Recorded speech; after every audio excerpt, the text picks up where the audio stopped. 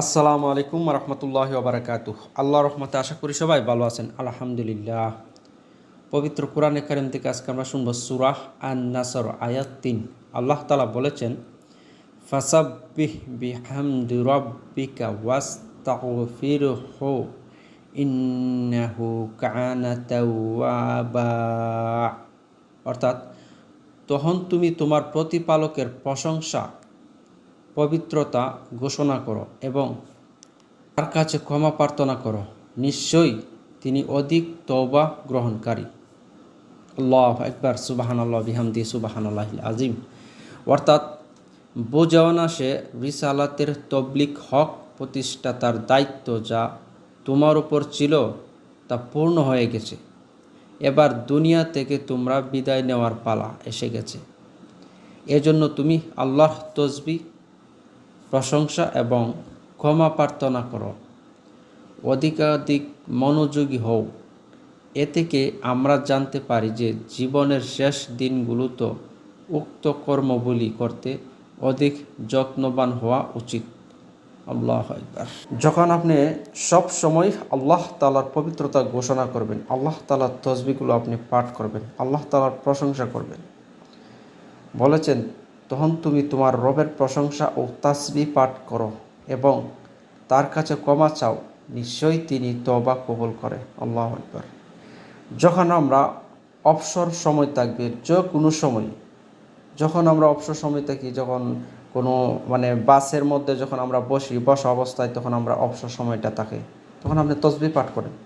আল্লাহ প্রিয় 3 থেকে 5টা তসবিহ আছে, সবচেয়ে আল্লাহর কাছে পছন্দনীয় সেই তসবিহগুলো হলো সুবহানাল্লাহ, তারপর হলো আলহামদুলিল্লাহ, তারপরে তসবিহ হলো লা ইলাহা ইল্লাল্লাহ, তারপরে তসবিহ আল্লাহু আকবার, তারপরে বলবেন আস্তাগফিরুল্লাহ আস্তাগফিরুল্লাহ। কারণ এই তসবিহগুলো পাঠ করতে গেলে আপনার উজু থাকা লাগবে না, আপনার শরীর পাক হতে লাগবে না। আপনি যে কোনো সময়, যে কোনো কাজে অবস্থায়, শুধু নাপাক অবস্থার মধ্যে না, যখন আপনি বাথরুমে যাবেন তখন আপনি বন্ধ রাখবেন, কারণ নাপাক অবস্থায় কখনো আল্লাহ তাআলার নাম নেবেন না। আমি কিছু কিছু মানুষকে দেখেছি যারা বাথরুমে গিয়ে আল্লাহ তাআলার নাম বলে। আমি এরকম প্রকাশ্যভাবে কয়েকজনকে ধরেছি, যখন আমাদের সাথে আমরা যখন একসাথে উঠা বসা করি এক রুমের মধ্যে, তখন আমি দেখি বয়স হয়ে গেছে অনেকেই, কিন্তু ওখানে গিয়ে বলে আল্লাহ মাফ করে দাও, আল্লাহ তুমি আমার এরকমভাবে কিছু বলে আল্লাহকে বলে। তখন আমি বলেছি, আপনি গিয়ে সেটা বাথরুমের ভিতরে কেন নাম বলেন? নাপাক জায়গার মধ্যে নাম বলতে না, আল্লাহ তাআলার প্রশংসা করতে নাই, বলবে না ওটা তো নাপাক যাবে কোনো, আমি তো বলি নাই। আচ্ছা যাক, এখন সে বলেছে, এখন সেটা লজ্জা বিষয় মনে হচ্ছে, সেজন্য সে অস্বীকার করছে। তবে আমরা যখন অবসর অবস্থায় থাকবো, তখন সব সময় আমরা এই তসবিহগুলো পড়ব, এই যে তসবিহগুলো রয়েছে। তারপরে যদি আপনি এই সব তসবিহগুলো নাও পড়তে পারেন, তাহলে ওই তসবিহটা অবশ্যই করবেন আস্তাগফিরুল্লাহ আস্তাগফিরুল্লাহ, আল্লাহ তুমি আমাকে ক্ষমা করো, আল্লাহ তুমি আমাকে ক্ষমা করে দাও, আল্লাহ তুমি আমাকে মাফ করে দাও।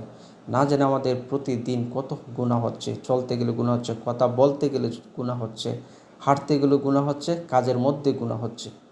আল্লাহ তাআলা যদি আমাদেরকে দয়া না করে সেদিন, তাহলে আমরা কেউই জান্নাতে প্রবেশ করতে পারবো না।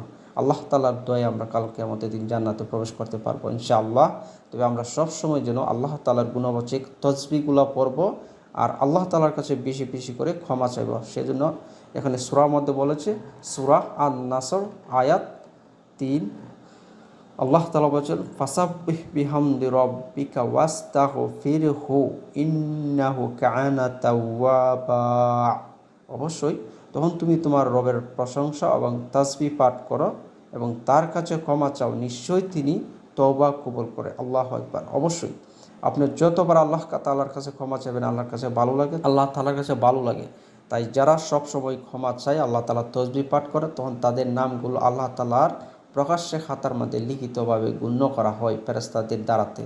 কিন্তু দেখো, ওই বান্দা আমাকে ডাকছে, ওই বান্দা আমার তাসবিহ পাঠ করছে, তখন আল্লাহ তাআলা জানেন, তারপরও ফেরেশতাদেরকে সাক্ষী রাখে। আল্লাহু আকবার, সুবহানাল্লাহ বিহামদি সুবহানাল্লাহিল আজিম। আর অবশ্যই ইসলামের সাথে থাকুন, ইসলামকে ঘরে ঘরে পৌঁছে দিন, ইসলামের দাওয়াত সবার মাঝে পৌঁছে দিন। দায়িত্ব শুধু আমার একার না, আপনারও দায়িত্ব রয়েছে ইনশাআল্লাহ। আসসালামু আলাইকুম রহমতুল্লাহি ওয়া বারাকাতুহু।